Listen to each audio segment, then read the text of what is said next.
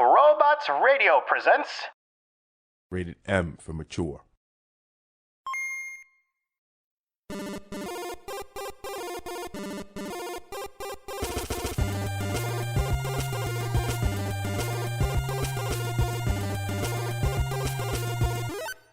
Hey, Chumbas. How's it going? It is us. We're back. We're taking some time away from Night City. It's a little chaotic there, and we're here. We're gonna tell you all about our visit. I am your glorious host, Jameson, and I am now officially your corpo host, Brenna. Oh, cool. I know. Corporate in the streets. Wait, no. I was gonna try to make it work. It only wouldn't work because they also have a streets class. Corporate in the streets, streets in the sheets. All right, I'll give you a pass on that one. You tried. That's all that matters. I did. What's up, guys? You're listening to the Download Weekly Gaming News, the show where every week we give you the DL on the latest in gaming in a small bite-sized download. So this week, as we mentioned, we will be talking nothing, and I mean nothing, but Cyberpunk and the Game Awards. We are that focused, that serious, and plus there's just a ton of stuff to talk about. When I say talk, I mean rant. Yeah, there's timers on this episode. It might get extremely violent, and I might have to yell at Jameson. But either way, yes, I've got my clock going. So we are already on the clock.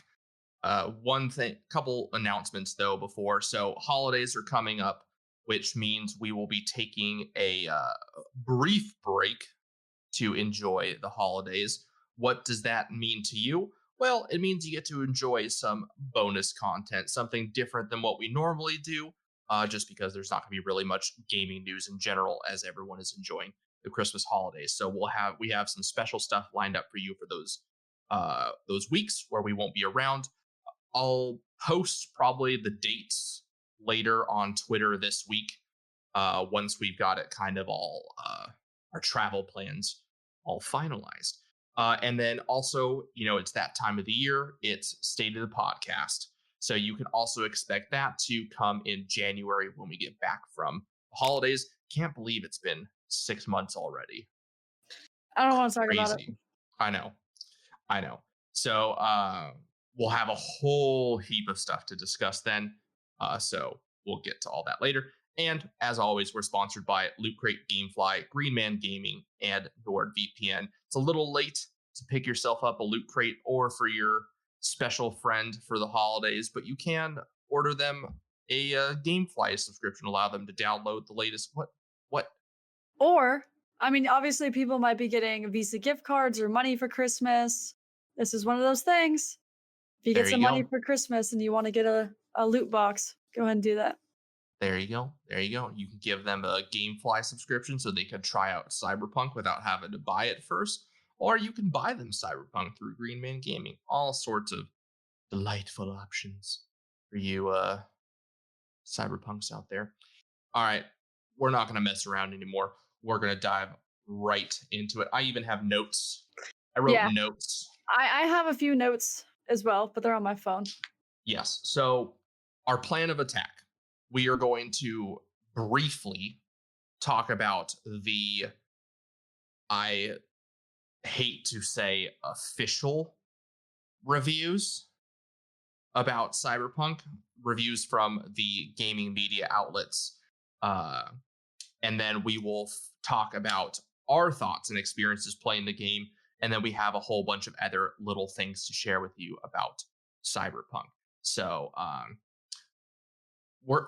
this is a random tangent. At some point, we need to do we need to talk about gaming media outlets and reviewers and all the YouTubers and streamers. It's a whole issue.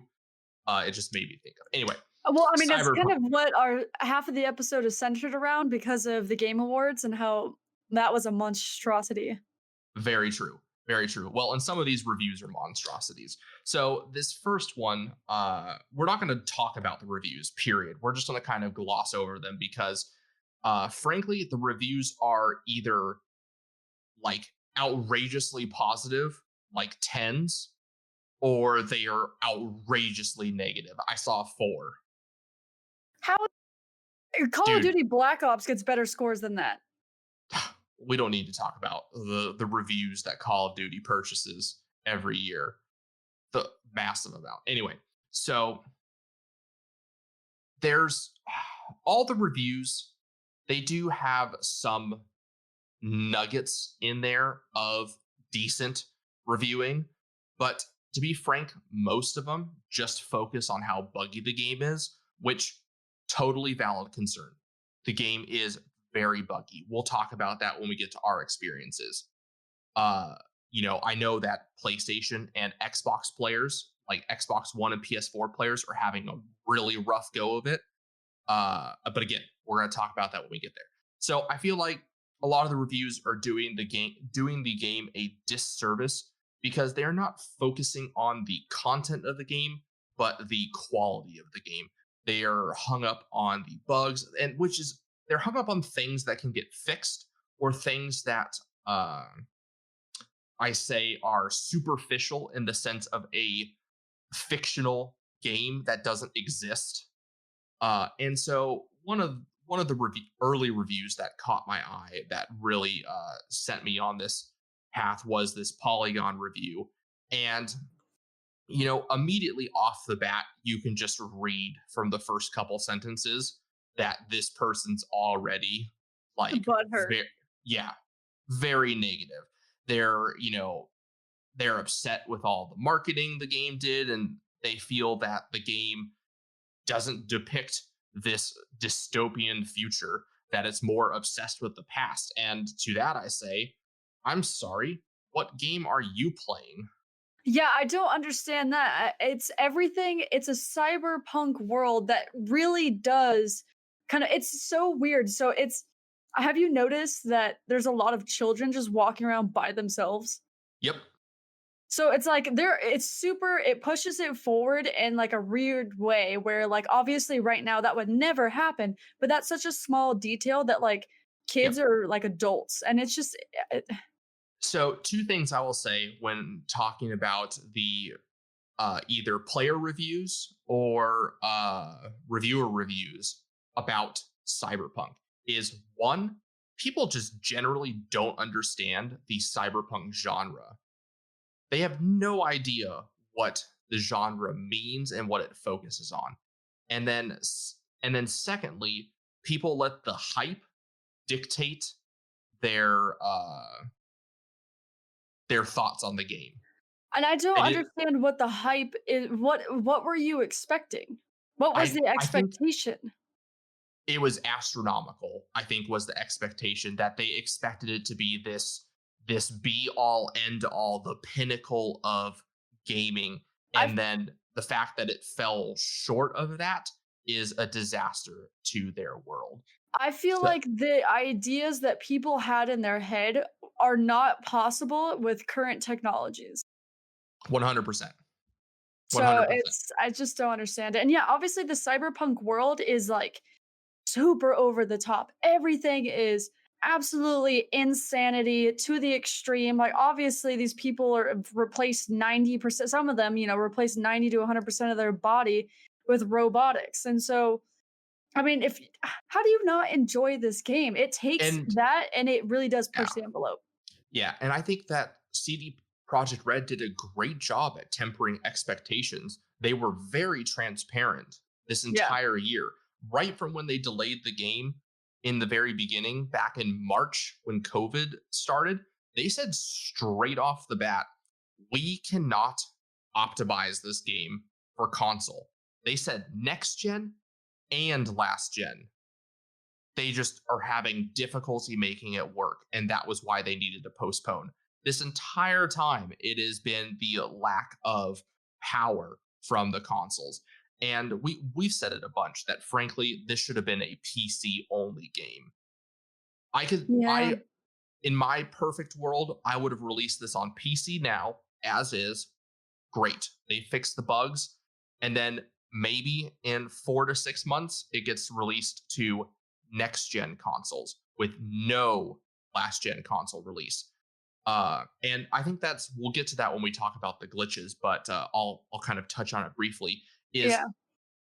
This is we'll get back to that in a minute because that's a whole wrap hole. So the issue with this Polygon review and it just highlights that people don't understand what Cyberpunk is.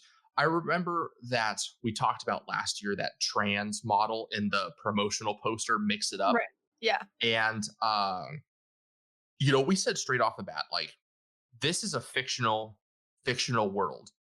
It does not exist at all, even though it is meant to mirror a futuristic version of our own. So you can't take our realities, social norms and expectations and supplant that in a fictional setting that doesn't exist. That's like, people complaining that D&D is racist against orcs. You can't do that. Don't understand that one. So again, this whole review, it spent the entire review just criticizing trans representation within the game and the game's bugs. It spent a ton of time on trans representation. And many of we're part of the LGBTQ community. We are by no means experts. We're not experts, but we're also not we're not biased. And so we look at it from both sides, and that, yes, I get that people want games to be inclusive. They want them to be representative. This reviewer is kind of a freaking idiot. Yes. And so one of the things that they say is that, it's in here, but how the game handles trans identity this hardly feels like the progressive step it should be. What should it be? It's cyberpunk. It's dystopian. There is nothing progressive about this. No, Cyberpunk it's not. is meant to be a warning. Cyberpunk, the whole tenets of cyberpunk are corporate greed taking over the world, lawlessness, crime run rampant, technology out of control, pushing the boundaries, the blurring of lines between what defines you as a human and your identity, because anything is possible. That is why trans characters are included in this game. And I love that I love that it's like it's an option for you to do, but it's not shoved in your face, right? That's what happened with Last of Us. People got pissed off because they shoved the LGBTQ down their throats, and then now Cyberpunk is subtly putting it in there, allowing the players to choose, and now they're not representing it enough. Well, and the other thing that people complain about is the lack of being able to pick pronouns. There is at no point in the game where a character refers to you as he or she. They do. Do they? I've never heard it. Miss V. I've been called Miss V. Okay. That's fair. But my point being is that majority of the time they are referring to you as V. Right. That is true. They do majority of the time V. Like 90% of the time. They went very, very neutral when it came to talking about the character because of the choice. And at the same time, this is pronouns in a video game with voice acting is not the battle to pick. Also, this is not the point of the game. Exactly. This is not a trans representation game. I don't know why. I mean, the fact that it's in there is amazing, But it's like, why? It's because they have nothing else to pick on besides bugs and apparently trans rep. Yes. So bottom line is, people learn about what cyberpunk is. Again, we are in no way belittling trans people or their representation. We know people who are trans or are transitioning. So it's not, and we have members of our community who are. And I've had this discussion with some of the people in our community after the game released, is that it was very progressive. It's not the point of the game, and to get hung up on that, something that is not the whole goal. They threw it in there, period. They didn't have to, and they did it anyways. And obviously, you can see it in ads. You can see it with the Mix It Up, and also you can see it the gender bending with like some of the male ads where they're like in like little thongs and stuff like that, and like high heel stripper boots. Like there's Yes, but that's just another level of what Cyberpunk is the hyper sexualization, because it's one of the whole things with Cyberpunk is it's like you have access to everything. So in order to get people's attention, they need to feed your most base desires as a human, which one of them is sex of all forms. And it's the future. There is literally sex of all forms. right, There especially when they augment women, the crap out of their body. Yeah, with the 3 mouths. Oh god. 3 mouths, 1 desire. So we just want it. I kind of like, I get weird when I'm talking about stuff that's a sensitive topic. Like I keep stammering over my words, talking around it, not getting to my point because I don't want to step on toes. But I think we hit the main gist. Is play the game for yourself, ignore the reviews, ignore what other people say, but understand what Cyberpunk is, because remember, Cyberpunk is a tabletop game and a book genre. That's what it was first created as. So, the game is, only representative of the previous source material. That's what it's based on. So don't, and that was written in like the 80s. So it's obviously, things have obviously changed a lot. They've done a great job. But our thoughts. So, one of the first things straight off the bat, performance, bugs and glitches. I haven't had anything. We've had minimal, occasional graphical issues, occasional bugs, but nothing that is game breaking or requires us to reload a save. And I've had some discussions with some people who are like, dude, I literally see it everywhere. I can't play the game without encountering them. I'm constantly having to restart. And I'm like, then something else must be wrong, because like I have a mediocre system. I was going to say, you're borderline potato at this point because your computer's like 5 years old. I am baseline recommended for 1080p 60 FPS, which I get in the game very well. It looks very pretty. Yeah. It could look better, but for what my PC is, it's fantastic. But people on last gen systems or people with lesser PCs, you cannot complain about the game's performance or the bugs and glitches. Yes, the bugs and glitches should get fixed so the game can perform better. But I hate to break it to you, your Xbox One, your PlayStation 4 are 7 years old. They are using the same hardware from 7 years ago. Even if you bought a newer version, it's still old hardware. Yeah, exactly. I don't understand what people thought was going to happen. That's like me playing on a PC using a 780 or a 980 and expecting me to run Cyberpunk, at 1080p 60 FPS or higher. It's just not going to happen. It's a brand new game with a lot of cutting edge technology, and it's really pushing the boundaries of what can be included in games. Because I've never seen a game with this much just stuff.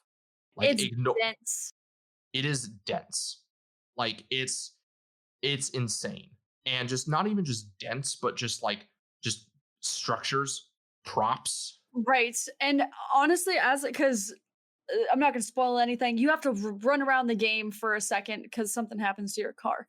And so you are forced to run around for at least 10 minutes. Oh my God. Navigating the city on foot?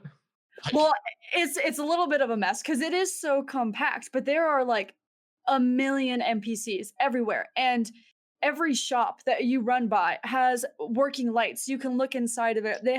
Some of them have music. A lot of them have music that are blasting through that you just walk by and there's music just coming out of this area. And it's that's just a prop building. That's just a prop shop. But there's so much detail in it. And that is existing everywhere around you. Yeah. So it's insane. And I don't want you guys to think when we talk about this review, I don't want you to think that we think this game is amazing and it's the pinnacle. I'm gonna get to that. Yeah, I'm gonna get to that. We'll give you our scores at the end, but don't read too much into our tone and how we're presenting things. We're just trying to dismiss the extreme negative criticism about the game because it's unfounded in my opinion. But with that all said, we do have some issues about the game that we noted. First off, menus. The menus, the navigation, the UI, atrocious. Absolutely disgusting. It's very reminiscent of the tabletop game, but for a kind of reminded me of Tarkov. I honestly think even Tarkov's menu system is better because it's simple. And this is complex, it's ugly, and it's difficult. Yeah, and it's not what I wanted. And especially with you get to create so much of your character. It makes me so mad that you never really get to see them. And also, when you go to buy clothing or whatever the heck it is, it's literally just like a square grid with like tiles. Like you don't get to see it on your character. I can't even preview like what it looks like. And I think the apartment, I hope it gets better, but honestly, I think the apartment was a huge missed opportunity by the devs. There should have been customization of the apartment, the option for other apartments. Maybe there is. We don't know. We haven't, maybe, that shows up somewhere later. Or maybe it's something that's coming. But the apartment is terrible. There is one room that is your stash, and that's like all of your shit all together. Which the stash room is cool. Yes. I like it because you have like foam inserts for obviously iconic weapons that will eventually go in there. But but this is Cyberpunk. Like that should be like the item and weapon room, and I should see my weapons pop up when they're in there because I haven't seen them pop up yet. I think it's only special iconic ones that you acquire, and then it could be that, and that would make sense to me. But it would be nice if just weapons I bought, that I stored in there, just showed up. Right. Like kind of like GTA in some aspects. The fact that they have this little clothing wardrobe area that you never use, complete missed opportunity. Clothes could be stored separately. You could try on clothes there, experiment with their looks. Maybe that's where you can change the add an option for us to configure the stats on clothes. I was hoping that clothes would be more cosmetic and less stat driven, and I'm upset because I am making the conscious choice now to choose lower stat clothes. No, I am choosing low stat clothes because it fits the visual that we never get to see. Yes, it fits the visual aesthetic I desire for my character. Right. And so that was a missed opportunity. I should have been able to clothes should be blank states that you can add stats to. Like I should be able to buy like blueprints I can buy or acquire. I should be able to buy clothes and be like, oh, I want to get this custom upgraded. Let's get some soft weave in there that adds some more resistance. Nanotech of whatever BS ballistics. We talked about the themes. The paths. What? The path, like the paths in the beginning, nomad, street, or bow. They're a good dip. This is my take. They're a really good dip into like your sort of origins slightly. They leave it open. In every account you encounter Jackie, how you encounter him and what happens. The reason why you're in Night City with him is all different, but after that certain point, it's just all the same exact story. And then you have like options in your text. And they're not super prevalent. Like I feel like your path should have a little bit more weight. It might. Maybe it gets better.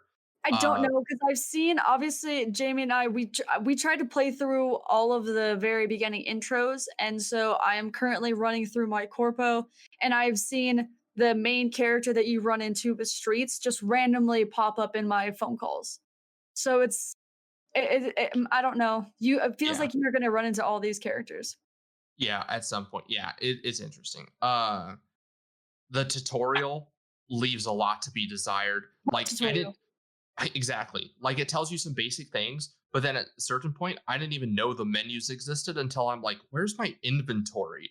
And I Yeah. hit I just out of habit from playing MMOs and discovered all these menus that no one told me about or how to navigate or figure out. So there was a lot to be there's the game. It is a good start, but it leaves a lot to be desired.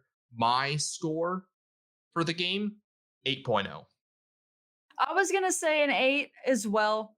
I love the game. So we had an opinion when we had gotten through the first chunk, and you meet Jackie, you do your thing, you have a chance to kind of walk around. You start your next main mission, and by the way, the credit screen or like the intro screen hadn't even run yet, and this is like an hour into it. It's a And very so long first yeah, part. after that first mission that you get, and then the credits roll and everything, and then the world is completely open and free to you, do whatever you want, do the missions that you want, you pick up side things, blah blah blah. After that mission, it changed both of our opinions. This Yeah. storyline, it hits you so hard, and I do like the first person aspect because it does feel very real and very like VR. intimate. I know VR would be insane, especially with some of the looks. Judy, if you guys encounter Judy, good lord, Mm. she looks at you. Anyways, but yeah, 8.0 for me as well.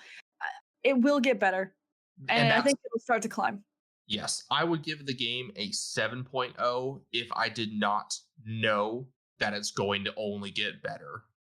But for me, I think the hard cap of my score after they add DLC is probably a 9. I don't think it will ever be able to get higher than a 9. I think I the mean, DLC, what would have given it a 10 right or 9 right now? uh literally everything we just talked about, the little bit better guide tutorial, the remove the bugs and glitches, improve the menus, make better use of the space. It would don't get me, it's an ambitious game. I get they can't do and include everything, but some of these little quality of life things are very basic. The UI, I don't know who was on the board that said, "Yeah, let's just do this basic menu and not put any," that one gets me a lot. It's honestly a lot of the reason why it's an 8 I for me. think and I think some of the problem is they were trying to walk this line between the board game and and creating a video game. Just trying to bring in the aspects of the board game and the original Cyberpunk into a modern video game. And I think they should have used Cyberpunk as the tabletop as a starting point, Right. but built a totally unique game experience because Yeah, obviously there's a ton of lore. Like the entire game is literally based in the universe created by the tabletop. I'm not right. saying dismiss that universe. Go ahead and use it, but you need to make the story and all that stuff itself its own whole experience with unique menus and all that. And I do like So the weird nods that they have. A lot of Altered Carbon, a lot of it. So one of the places you get to go is like a VR strip club type thing, which is called Lizzie's. And if you guys don't know, there is a character in Altered Carbon that is just like turns into an AI type situation, and she works there. Also, there is another club that is more deviant than this place, and it's called Clouds. And so, if you also know, that is like the place that you go to in Altered Carbon where it's like lawless and some weird stuff happens. And that's kind of what this place is too. It's all dolls yep, and head for in the weird cloud. fetishes. Yep. Yeah. So I appreciate that they took these nods, these gestures to other prominent works within the cyberpunk genre. I also noticed, I'm not going to spoil it. Everyone obviously knows we meet Johnny Silverhand at some point. During this meeting of Johnny Silverhand, I noticed a subtle, very subtle nod to Ghost in the Shell. There is a particular scene where you are on a stretcher and you have these Arasaka techs standing over you. and they've got, red medical gear, the tech glasses as they're analyzing your biometrics and they're talking to each other.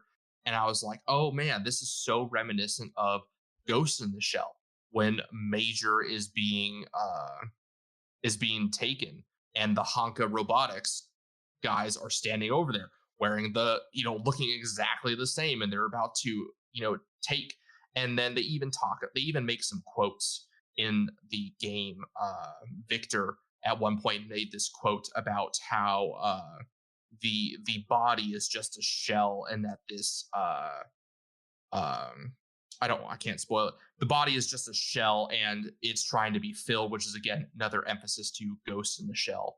That a soul is trying to fill this robotic shell. So really cool to see all that stuff. So we're going to quickly go through some of the other points now that have come out since. So we can expect soon to hear about the upcoming DLC and expansions for Cyberpunk. Quite a few of them will be free. Which is what they do. They've been doing it with Witcher, and Witcher also had a rocky start with a lot of bugs. So yes, Witcher was an amazing game when they added those two major expansions. Right.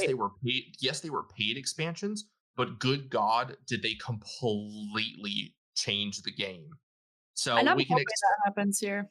Yeah, I think we can expect to see some really comprehensive DLC, and we can expect it. We can expect the first one as early as spring 2021. Just a couple months. That's crazy, yeah, especially for a game that just came out, and obviously they're working hard to optimize the game for everybody. Yeah, so expect a ton of free DLC and expect major paid expansions. Additionally, a couple days after release, they did squeak out the first hotfix that addressed some issues. When the game first launched, there was no alert about a seizure warning. So they quickly there was one alert right when you started the game once, and people couldn't determine if it ever popped up again. But it's a requirement by games, movies, and all that kind of stuff. If there's seizure warning, they have to have it at the beginning of the game every time. Seizure warning, everything.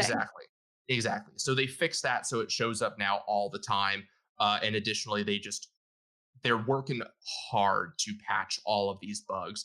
And so they've stated that this is the first of many hot fixes to come. The first major patch will come probably sometime within the next couple days, maybe week tops. And then after that, specifically for last gen consoles, they made a statement saying they have two huge patches coming January and February to address the issue. And this patch coming within the next week is that launch patch. It's going to be like 40 gigabytes, and it should solve just about everybody's current issues. So that will be big. Another big thing is this is one of the largest games to launch on PC ever. On Steam, they had over 1 million concurrent players at launch. And it was so many people were trying to play the game at launch that they crashed the Steam servers because they couldn't download the last little bit of the game in order to start playing. And, it's also on Epic Store and GOG. So that doesn't even include all of the potential PC players. And that also doesn't include all of the console players at launch. So just a ton of people playing this game. It makes it one of the fourth highest launch games on Steam. So it's absolutely massive title. We'll just keep plugging along. Additionally, sales through the roof. Cyberpunk 2077 has already recouped all of its development costs. That's absurd. All of it at launch. Like, I'm pretty sure they sold more than 10 million pre-order copies at launch. They made a tweet saying, we can't thank you guys enough. More, 8 million thank yous isn't enough. So that means off the bat, they've sold already more than 8 million copies pre-order. And on Steam, right? No, this is across. This is across Okay. everything. They stated that PC had about 60% of the was showing about 60% of the sales, with Steam making up the large portion of those PC sales. But it's going to be one of the highest selling games ever. I think Does it's it going to say- surpass Cyberpunk, or not Cyberpunk, Skyrim. Maybe. Only because of the bug situation and the fact that people are returning it that are on previous gen, and obviously next gen they have it, it's somewhat working. I think a return is a mistake. I think Yeah. the best approach is, if you're having a lot of issues, delay playing the game. Yeah. Take It a break. sucks, but it is what it is. Sucks. Yeah, Get it happens. I'm sorry. Yeah, I'm sorry. This game should have been PC only. Sorry, console peasants. And then another thing in addition to this is Cyberpunk devs have stressed with some of the reviews coming out of the game. They have sent numerous emails to media outlets saying that executives, they're apologizing for the game's shortcomings. I mean, come on. Within a couple days of the game releasing, have you ever heard of any game studio ever apologizing for their game at launch? I don't know. To me, I can't think of another one. I think that's frankly unheard of for a developer to be so forthcoming and say, you know what, we are sorry that this game did not meet your expectations. I'm mad that they even had to do that. I'm mad that people are bullying them. It does seem like that people, it shouldn't be. Obviously, it's a very complex game, and they are trying to accommodate it for everybody. And so they're putting so much more stress on themselves by having to completely optimize and fix everything. They set out to make this most grandeur type of game with the most innovative stuff and all the best graphics and all the best possible engines and things like that, and make it immersive, and then try and fit that on technology that is 7 years old. And even obviously people have the newer gen consoles, but the graphics card in there, not even close to what is in a PC. Not even close. I mean, you have to have like a mid to low tier gaming computer in order for you to run this decently. And so it's just how it is now. If you wanted the game to be the way that they said it should be, then you got to get better equipment. It's just You would have been pissed if it wasn't this grandeur. Everyone would have been mad if they would have hyped it up and it wasn't this beautiful and didn't have all these effects and things like that. So it's like one or the other. Glitches and stuff aside, I'm sorry, you were upset the game is too nice looking. It's too high quality. Like, that's, again, glitches aside. Obviously, some people, frankly, console, they've stated you're going to get 1080p 30 FPS on last gen. Yeah. Like, I know not everyone can get on the next gen hype train, but again, 7 years old. This is a brand new high end cutting edge game pushing all the boundaries of gaming tech. I'm sorry. Like, I don't know what you expected.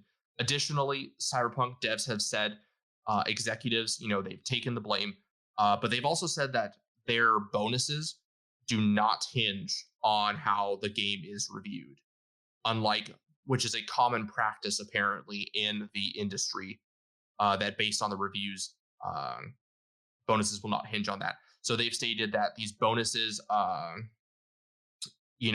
not hinged on the critical reception, and that they will be doled out because, eventually, because of the game's performance and sales, not on the reviews. So it's tough for all of the people at CDPR who are putting in the long hours to deliver us this experience, and we can only hope that they do get these nice bonuses. They've already said that they'll be paid out regardless of the game's score. Right. The bonuses will, and employees who have profit sharing in their contracts are already reaping the benefits. I think the only reason why Jamie and I both get so upset and kind of uppity and defending CD Projekt Red in this game is because they've been everything that we have been asking for in the industry. They have told us everything that they were going to do. They have been transparent. They haven't tried to hide anything. They've delayed the game because they needed to, and so they didn't produce like this crap, terrible game. And they have tried to do gender representation. They've tried to do sex representation. They've tried to do all these wonderful things. And people are just being mean to them. And they're the good guys. Yeah. I'm sorry. You're nitpicking them for including trans people. Please point to me all of the dozens of other games that are including trans people. Who else has that option? I mean, Sims just recently added that option in there, but you don't see them getting flack because they're not doing enough representation. It's like, I don't know. I mean, the fact that you can it's not the newest thing in the world that you can have same-sex partners, but not every game does it, for RPGs and things like that. So it's like, yeah, go ahead and show me another game that has this much representation for sexual fluidity. And the other thing too is, just to touch on crunch briefly, crunch, obviously not great. It is definitely abused within the gaming industry, but crunch is just another word for busy season. Every job has busy season. Retail, this is busy season. People working overtime, long hours. I'm in accounting. We have a busy season. And if I was working at some of the larger firms, they would be expecting, and I've had friends that work there, they expect you to work 80, 90 hours a week. They expect you to be there for 12 hours on a Saturday. Like I had a friend that literally he was Monday through Saturday would be working a job in another state. And on the weekends that he could come home, he would fly home late Saturday night and have to fly out again on Sunday afternoon for, to continue his job. So yes, crunch is abused. There are companies that make these employees work these long hours for 6, 7, 8 a year. That is unacceptable. And we don't know how long some of these developers have to crunch, but when we hear 6 weeks, it's optional. They're asking you to do it. Obviously, it's probably not optional because they'll go and get someone else. But still, it's like, guys, come on. Crunch in some aspects is just part of having a job. Everyone's got busy times of year, so. I'm not excusing crunch, but at the same time, all I'm doing is saying you just got to accept there is this reality in every industry, in every job, that busy time exists, extra hours are required. And heck, there's some jobs like lawyer. If you want to be a big shot lawyer, if you are not working 90 hours minimum a week, they aren't going to promote you. They'll fire you in the first couple months. So, it's... Again, we're looking at the good and the bad and just trying to give you guys an informed picture. But that's going to do it for Cyberpunk, all 40-something minutes of that. This sir over here ranting. I should have cut you off. You were ranting too. But yeah, I wanted to stop at like 30, but we were hitting some good topics and we were saying some things that need to be said. And in the State of the Podcast, we have a new show segment or episode type that we might start doing that will kind of address some of things like this. So again, State of the Podcast, tune in. Last week, we also had the Game Awards, and I'm going to keep this short as possible because, frankly, I'm going to make you keep it short. I think we've heard enough of your opinions. That's true. That's true. Another white man's opinion. Frankly, I'm disappointed in the Game Awards. I'm going to give a quick overview of what happened before Jamie goes on his rant. Go for it. Last of Us. That's it. That's really it. What happened is Last of Us was in almost every single category, but then again, most video games were in almost every single category because there really wasn't that many. I And get, yeah, so, I get that it's a COVID year and there was limited games, but see how upset he is. And so for the Last of Us won Game of the Year, Adventure Game of the Year, all these other things that, quite frankly, should have gone to other, other games. And the fact that they won like 7 awards out of like the 10 that they were nominated at, it was a bit much. It didn't make sense, and that's pretty much it. The Game Awards don't mean a lot anymore. and I'm not saying that Last of Us Part 2 is not a good game. I'm not saying that by any means. It is a great game.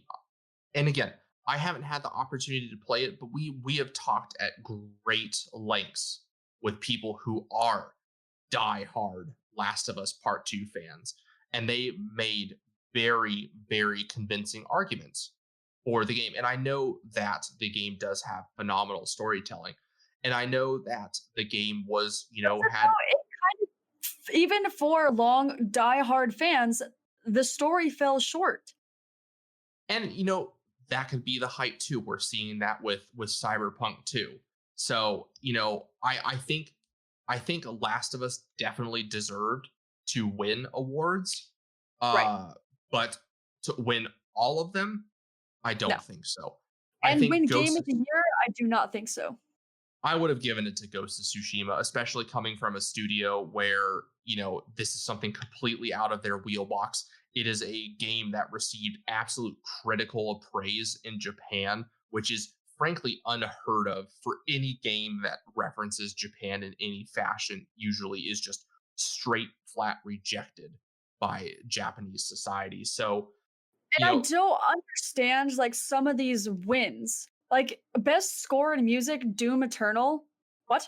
no, it was Final Fantasy I'm 7. sorry, Final Fantasy. I don't understand. Don't get me wrong. Final Fantasy has great music. The entire franchise has great music, but it's a remake of a game that came out like forever ago. It's old music. It already existed. Let's give the music to another game.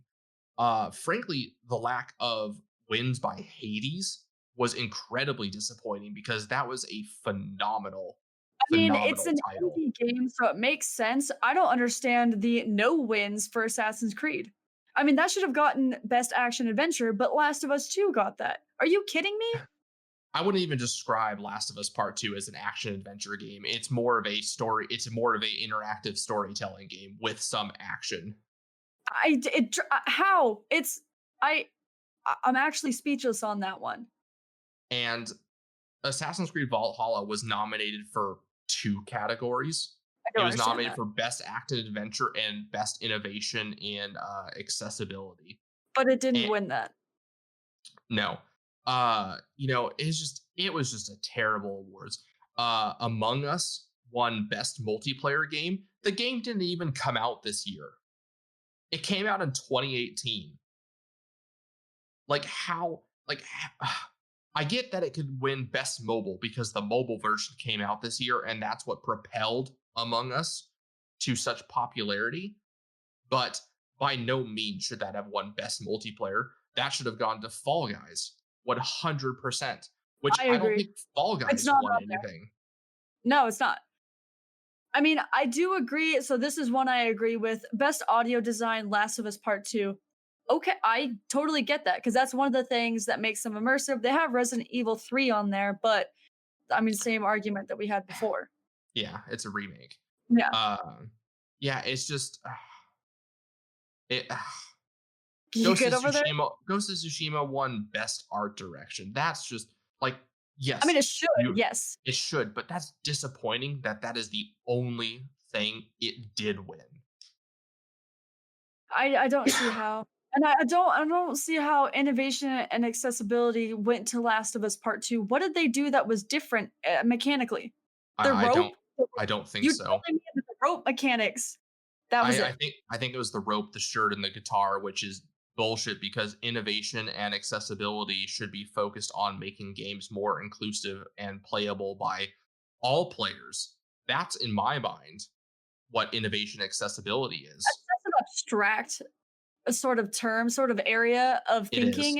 It's Well, like that is so opinion based. and that's the I'm other not. issue. That's the other issue with the Game Awards is what are these categories? You know, some of these the whole Game Awards itself, top to bottom, needs to be redone. Jeff Niley stopped doing the Game Awards back in 2013 with Spike because it was becoming too commercialized. And yet here we are again. He's running it, and it's incredibly commercialized. It is nothing but a game conference with tons of trailers because they think people won't watch without trailers, which is probably true. But that's all it is. It's the trailers. It's 70% trailers and discussing upcoming games, 30% actual awards. And then on top of all that, it's just all the celebrities now and all the other stuff. It just it to me it's like the Oscars Excuse now. Jameson's huffing this entire episode. I know. I huff when I get upset, but to me it's the same level as the Oscars now. It's just pandering at this point. It's just a critic and developer circle jerk. Well, what do you think? Of course there's money involved. Yeah. It's a critic It's and never gonna developer be circle jerk. genuine. Everything, but then again, this is the whole cycle, right? I'm going to be the new innovative person that doesn't do all these things that exist. And then that gets some backing, grows and grows and grows, becomes what it once said that it hated. And then the whole cycle starts over and over again. We're seeing that with free. Yeah. And I'm not to say that the award should be based on what the public thinks. By no means do I agree with that, because then otherwise Fortnite and Call of Duty would win everything. But I think that people, like, how can we expect the critics and developers to vote for these categories? First, they nominate the games, then they vote on the games. So it's the same people nominating and voting. And, what if they didn't play the game? What if they didn't make the time? They are only voting for what they played, what they experienced. Yeah. So that in itself is fundamentally a problem. I agree. I like the vote to, like, the public vote to bring games in. And I also like, obviously, the critics vote being included. It didn't really count, though. The public vote is 10% when it comes to nominations. Right. And then the public vote for winners, completely separate. Right. No, I get that. Yeah. And I don't know, maybe having like a smaller committee, this would cause the entire gaming industry to have to come together and create a board or a committee or assign something to say that these are reviewers that are definitely they're going to review all these games. They're going to make sure that they're played, because obviously these games will get nominated like months in advance. Let's say that they start getting them nominated months in advance, giving everyone time to review and play them.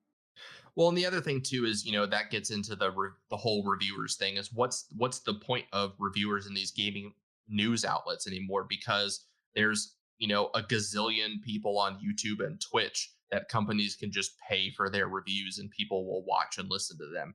So it's like the reviews themselves anymore hold no weight. So there needs to be a better system. There needs to be better categories, and frankly, they need to just get rid of all of the esports stuff and all of the content creator stuff.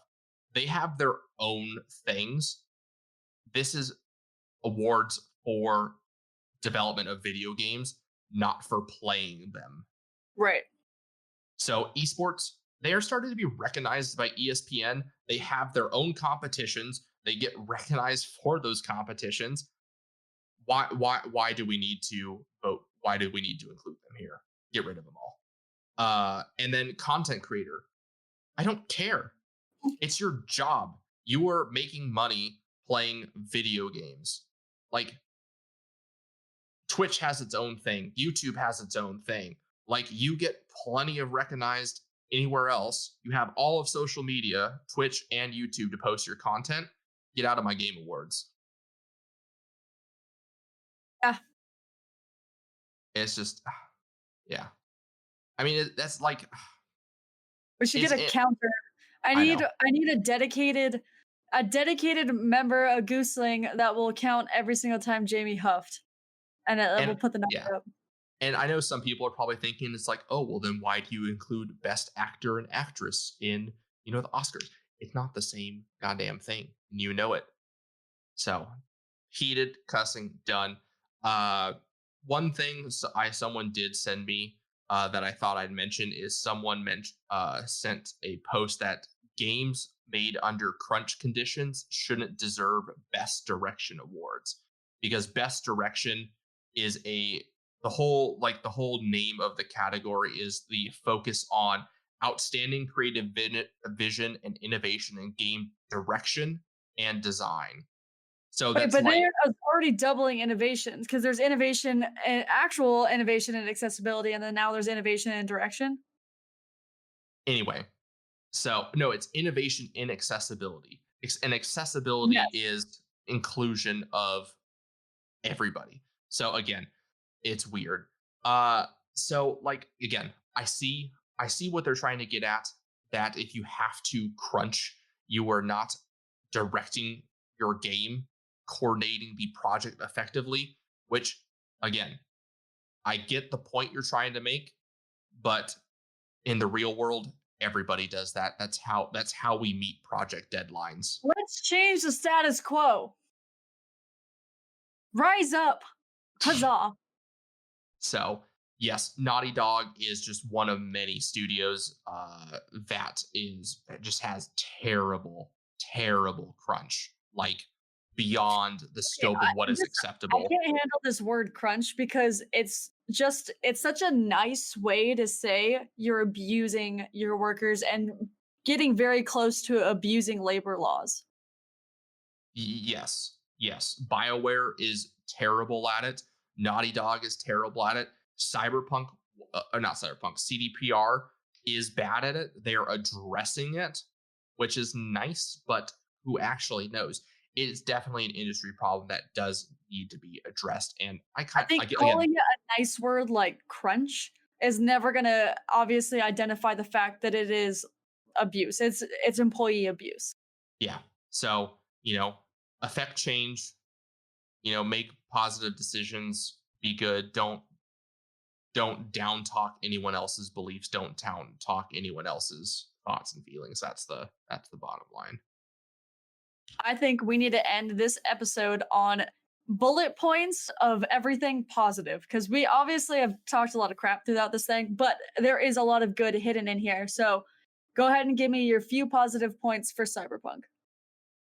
Few positive points for Cyberpunk. It's just, frankly, it's a incredible game. Just the scope, the level of detail. I'm just constantly blown away by just the little things I find here and there.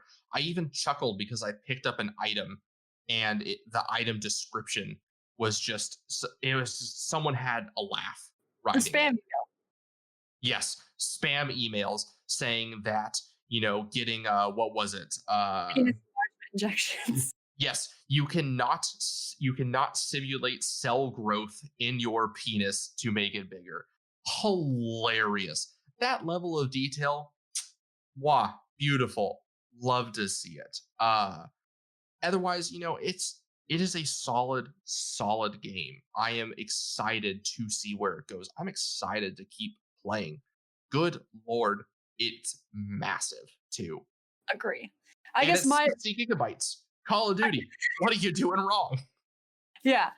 And I guess my few points, the things that for me stuck out, obviously the storyline really grips you. It's fantastic. The amount of music and the way that it kind of directs you when you're driving through, it's like so loud in my headphones, and it's so perfect, and it definitely adds to the immersion. You need to turn down your game volume. The amount of times I try to talk to you while we're playing, and you're like, what? Or you just flat out can't hear me, and I'm borderline yelling into my microphone. Getting all up in there. Positive things about the Game Awards. Yes. The Game Awards represent a nice opportunity to recognize the achievements of these studios, particularly some of these smaller ones, where it's it really is a, not to say that main studios, it's not a labor of love, but the bigger studios it's business. Well, They're going to be more geared for profit. But I these definitely small believe Hades is more from the heart than some of these other games, like Call of and Duty. There's no way. Hades is just frankly beautiful. Yeah, it's a The great art design. the art, the voice acting, oh my god, it's just eh, phenomenal game. So I love to see when games like that get the attention they deserve. Ghost of Tsushima, again, another phenomenal game. To quote one of the reviews from Japan, is that they have never seen a non-Japanese game with that level of detail and just like just uh, Accuracy, accuracy. historical Yes, thank you. accuracy of samurais. Yes, never. That in itself is a huge feat. Yeah.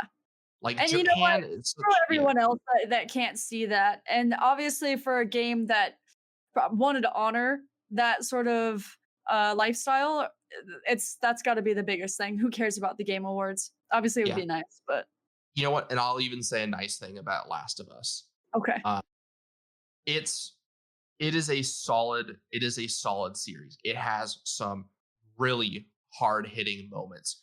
This game, I know a lot of people did not agree with the direction the story went. They did not like a lot of the characters, but that is in itself what I think is so great about things like movies and books and video games. You don't have to like these characters. And in fact, sometimes they don't want you to. Yeah, it's almost better that you have such a strong feeling towards them because of Yes. their character. Yes. And that in itself is impressive that, you can create a character that just draws so strong of a reaction from people, whether it's positive or negative. And I'm not talking like negative, like, I hate this character, but like negative, like, oh my goodness, like how I can we be don't friends with like her? them. I don't Yeah. like their personality. I don't like what they have done. Yeah, that type of stuff. Yeah. So positive. There we go. That'll do it. Let's wind this down. Game release dates, you don't care. Nothing really happened last week. It was the Cyberpunk and the Game Awards. That's it. Uh, upcoming upcoming release dates, I don't know. That's I frankly, there's probably honestly nothing this week. And then next week is Christmas. So, Nothing. I'm not, yeah, it is what it is. So check our YouTube, check our website for latest content and posts. We will be announcing later this week what the upcoming bonus episodes will be for while we're on vacation, as well as the dates we'll be on vacation. So yes, we will be on vacation, but yes, there will be content. Yes, we will still be around to chat with all of you. So thank you all for hanging out with us. I know we're going through some tough times out there in the world right now, but stay fresh, stay cool, stay positive. That's all you can really do. And you will be better for it if you can maintain that.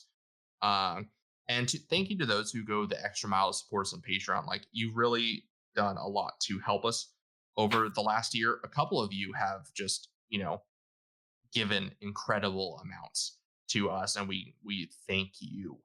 So we hope that we can next year really put that to good use as kind of our normal lives change and evolve. So we hope that we can, just demonstrate that. So thank you, T Nugget, Dr. Brandroid, Durka, Poolfire 93, Miller, Cyber Shorty, Old Stray Dog. We're on every podcast platform. We're on social media. We're on YouTube. We have a website, dlgamingnews.com. Look us up, find where we're at, take a listen. And social media, if you cannot Google DL Gaming News or the Download Weekly Gaming News, you can find us on Instagram at GooseCatProd, Twitter, Facebook at DL Gaming News. If you do want to follow us individually and enjoy us never posting anything because we aren't social media people, I'm at DL_Jameson. And I'm at DL_Mother Goose. And that's it, Chumbas. We'll see you in Night City. Good Good luck, have fun. And remember, keep your goose loose. Are you into the Cyberpunk tabletop games or excited for Cyberpunk 2077? Are you looking to brush up on the lore, stay up on all the latest news, and talk about the game when it comes out? Check out the Cyberpunk Lorecast, a show from Robots Radio with me, your host, Robots. We'll go over all the details you need to know about the world, characters, and story of Cyberpunk. Available on iTunes, Spotify, Google Play, and anywhere else you get your podcasts. Hello. Hi. Do you like bad movies? Do you find yourself defending bad movies, saying things like, well, the soundtrack was okay, or the costumes were pretty fun? From the previous hosts of It's Not That Bad podcast, we bring you Fresh Tomatoes, the movie podcast, from Simone LaRue and Chad Ekovitz. Every week, we review 2 movies that did not do well critically, but we say, hey, there are some nice things about them. Maybe Rotten Tomatoes was wrong. Maybe they're all fools, and you should watch these movies regardless. We'll also talk about scenes that could have saved it, and we'll often refer to Simone's cats because they're amazing and adorable, and we love them. And at the end of each review, we will tell you whether we would watch this movie again, or in what circumstances we would recommend you watch this movie. So, join us on July 9th for the first drop of our main episode, and then 2 days later for our drop of our minisodes. And on Robots Radio Podcast Network. Come see us on July 9th. We love you so much already. Bye! Bye.